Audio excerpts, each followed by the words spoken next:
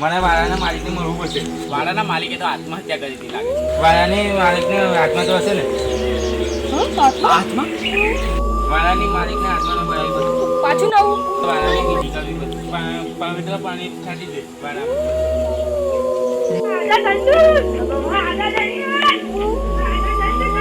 એ છોટો તમારે ધીમે ધીમે પાણી છાંટ.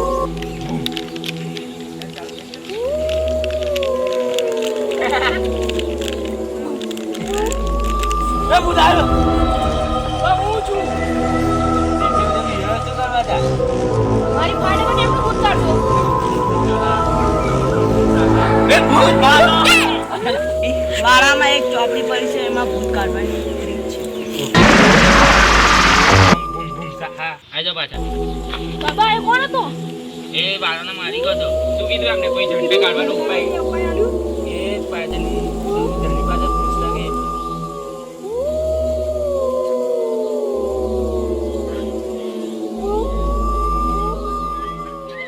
મળી ગયું બાબા. ચલો ચલો.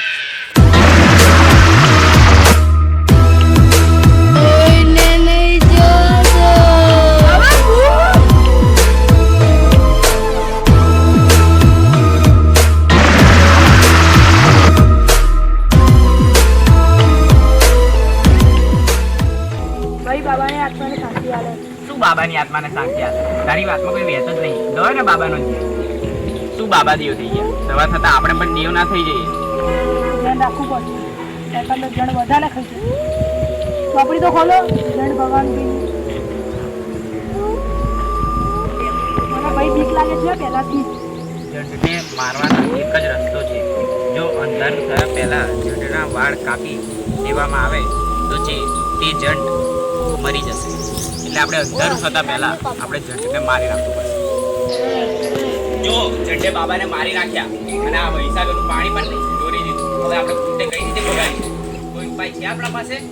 એ જંડ આપણને એના વાળ કાપવા દેશે ખરું? એ પહેલા જ આપણને મારી નાખશે. એક કામ કરીએ તું એને ઉજાઈ રાખ્યો પાટડી મારી બાબા. પાસે એક વસ્તુ છે. કાંડા.